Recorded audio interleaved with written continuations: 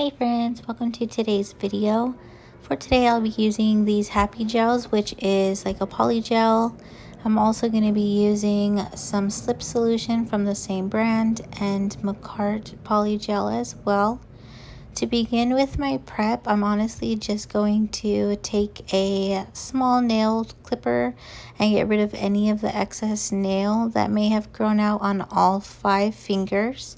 This is, to me, necessary so that way there's a cleaner look underneath the actual nail itself, and really good to do if you want to skip the process of having to clean underneath each nail individually. Next, I'll just go in with my file and clean up those nails further. That way they look as nice as possible. And additionally, I'm able to get in a little bit closer without the risk of cutting myself. Or if you were doing this on a client, you don't have to cut as close with the actual clippers themselves. Moving on though, after you're done doing this is where you would do the regular like prep, prime, so dehydrate and prime the nail plate, which is where I would use those Enailcouture ones. But today I went ahead and did the peel off base method. So I already rubbed in a little bit of cuticle oil on all 5 fingers off camera, and then I am putting 2 coats of a really thick top gel, or like a top coat, and curing those 60 seconds in between. And this is going to provide a really good option for those who want to be able to remove their nails. So after I was done with this, I did go ahead and use my BU tips. Now at this point you can adhere them with regular glue, with base coat, or there's also options for like solid glue. For today I'm just going to be using some base gel because I do want it to stick, but I don't necessarily want it to stick so much so to the top coat that it's going to be hard to remove. So using a bit of that gel, I'm going to get all of these sized out and then just flash cure them for about 15 seconds under the UV lamp that I have. This is going to ensure that they're stuck well enough for me to file for today's video purposes, but again, that they are easy to remove once you have completed your set. Once you're done flash curing all of them though, you'll put it under the lamp for 60 seconds for a full cure, and this is what those tips look like. Next, I'm going to go in and cut just the tips off. Since I wasn't going to do a stiletto shape, I'm just going to keep them more like a tapered square instead. And then I'm going to go in and blend the tip. So I do have a medium grit bit that is on my or I should say like a sanding band on my mandrel bit. If you don't have an e-file, that's totally fine. You can also just hand file, and all I'm going to do is make sure that the tip itself is fully scratched or etched, and this is going to ensure that when I put base coat on, there's something for the gel to actually adhere to. Gel does not stick at all well to like flat shiny surfaces, I should say. So by doing this, you're going to make sure that the actual base coat sticks, and as long as the base coat is stuck well, then the polygel has something to stick to as well, and this will prevent lifting from the artificial tip that you're using. And again, this tip is only going to be if you are using tips like I did instead of a sculpting like paper form or anything like that. After you have cured the base coat onto your nail and the artificial nail, then you are going to need some slip solution for polygel. You don't have to use like a specific one. These are just what I use because I got it from the same manufacturer. So I am using Enailcouture slip solution, and then I'm using my CAD's number 10 polygel brush. So one side is a little bit bigger of a brush and a little more flat. And then the gel I'm going to use is also from Enailcouture. So on this first thumb, I'm going to show you the 2 bead method. And essentially what you'll do is you'll put a bead, and that is going to be at like the halfway point of the nail. And you'll kind of blend that down to the tip. Make sure that you have an even thickness throughout, and this is just going to build a little bit of the structure of the nail. but you're not going to go anywhere near the cuticle yet. You're just going to kind of use that product and a patting motion and kind of swiping it down. This brush is really good though because the other side has a little like spatula on it. So if you have, like I did, a little bit too much product, you can always use that to cut off the excess. And then I put a second bead that was thicker, closer to the cuticle line, and thinner down the rest of the nail. And the same motion of like patting and swiping down is what you'll want to do with Polygel.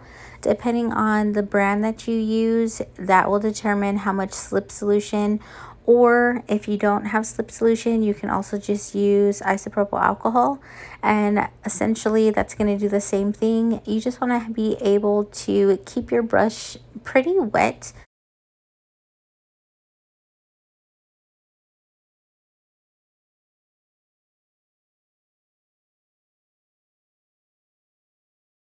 And this is going to help you spread the product. If it starts sticking to your brush, you definitely need a little bit more solution.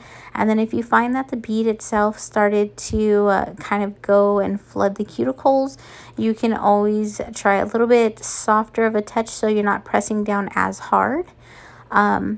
Here I also showed that because the brush is a little bit bigger, you, instead of using the spatula side in case you don't have the same brush, you can just turn the nail and kind of pull any of the excess polygel from the tip like I did from underneath before curing.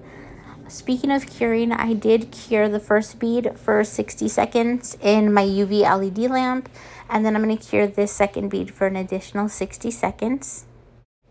Once we've done that, I'm going to go ahead and show like a one bead method. So on the pinky nail here, I went ahead and just put as much as I thought I would need for me to cover the entire nail. Again, keeping the bead a little bit thicker towards the cuticles so we can build more strength at the apex, and then a little bit thinner, or dragging the excess of it down the nail. So when you do a one bead method, or at least when I do it, I start off with the cuticle area and try to get most of the product there as flush to the cuticle line as possible. And I'll start building and pushing that gel down towards the end of the nail. You can always go in and add additional gel if need be, but as much as possible, you want to get the application close to what your final shape is going to be, so that way you don't have to file it as much. If you need more slip solution, or of course alcohol, just continue using that to work the product down and smooth out as much as possible. And then because Polygel is a gel and acrylic hybrid, it is going to be a lot easier for you to file at the end. So just keep in mind that even if you are beginning and it's not perfect, that's totally fine. You can use an e-drill, or you can also use a hand file because of how soft it is. And it's not going to take anywhere as long as acrylic, but it does have similar strength to acrylic.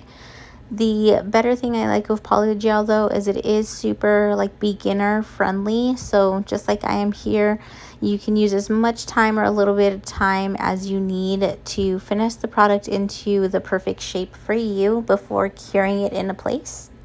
Next, I'm going to take the white shade of the same brand, so that Enailcouture Polygel, or Happy Gel as they call it. And this is going to be how I'm going to do the ombre nails. So first you're going to take the color at the bottom that you want to ombre into. I'm just going to do a traditional like baby boomer pink and white. But again, this could be any color of your choice or of your liking. And that very first one, do not do it thick at all. This is just going to provide the color itself. When I do ombre, I do cap with clear when I'm done, because I don't want to file any of the ombre away itself. So with that white and the one bead that I have, I'm pretty much taking it up to where the like natural nail bed ended, and we glued that tip on. And then you'll cure this for 60 seconds. After you're done curing that first color, you're going to take your second color, and mine just happens to be that pink, and you're going to place just the cuticle bead. And you don't want to take this color down like we did with the first two-step method.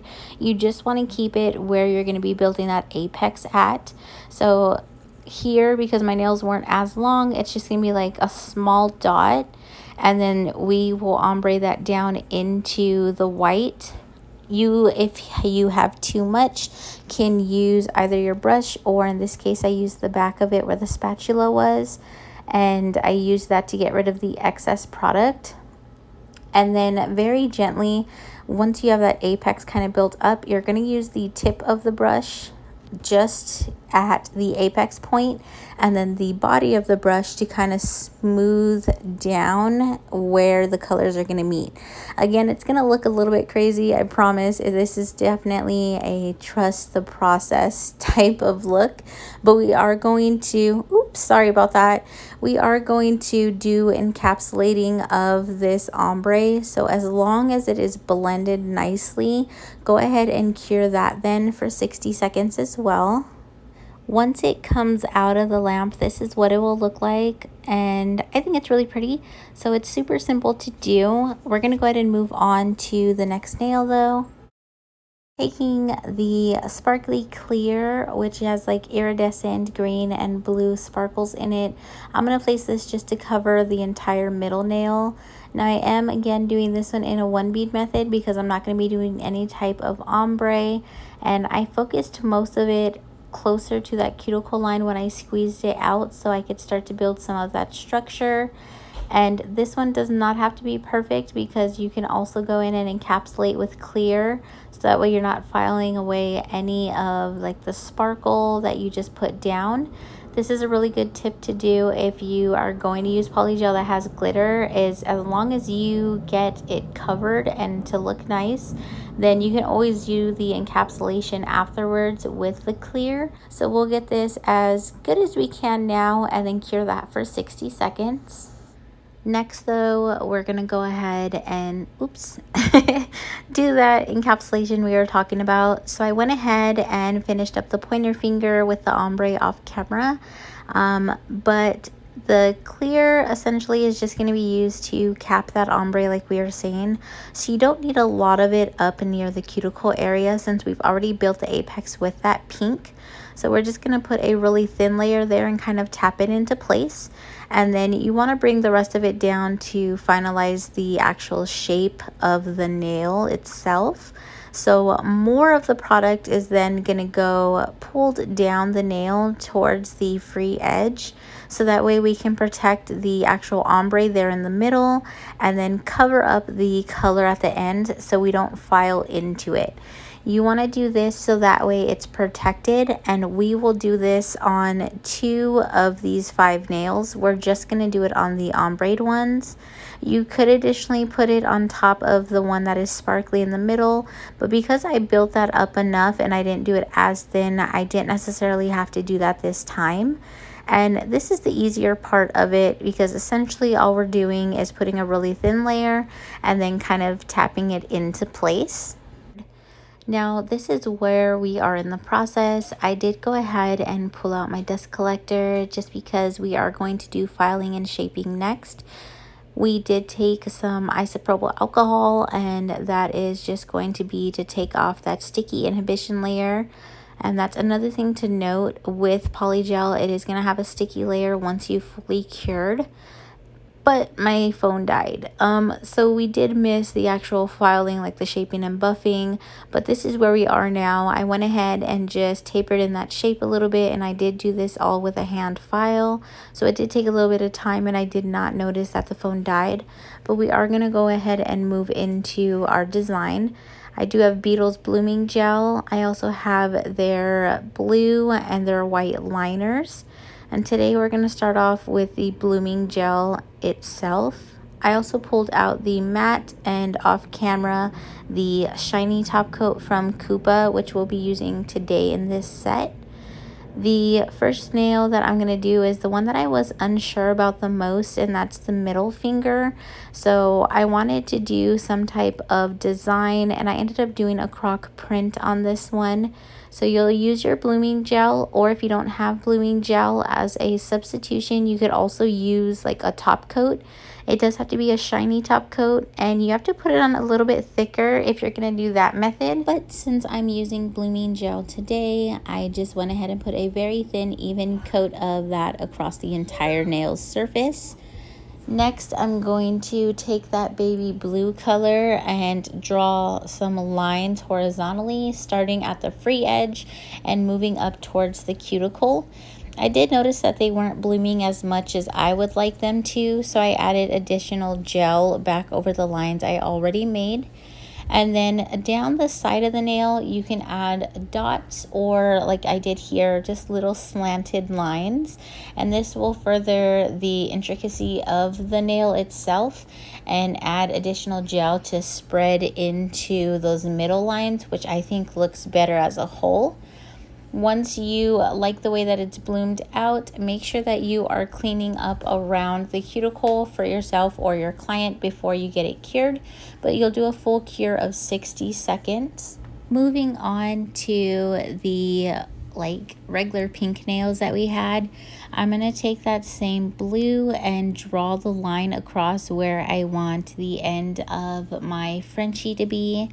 So the method that I do is drawing a line across so we know how far down we want the French smile line to be. And then I do make a V, so starting from the highest point of the smile line down to the center of the nail. You just kind of want to eyeball where that would be for you or for your client. And then you'll connect those corners and fill in everything that has those blue lines already. So this is the easiest way that I found to make it. You can also kind of do it very messy and then go in with a smaller like cuticle cleaning brush and some acetone to clean the smile line too. But once you are happy with your design, then go ahead and cure that for 60 seconds as well. And moving on to the ring finger, I decided to do like little cartoon-esque hearts. So what that means to me is kind of drawing them unperfect with a little bit of a longer tail to them, and then really big or like wide top parts of the heart, if that makes sense.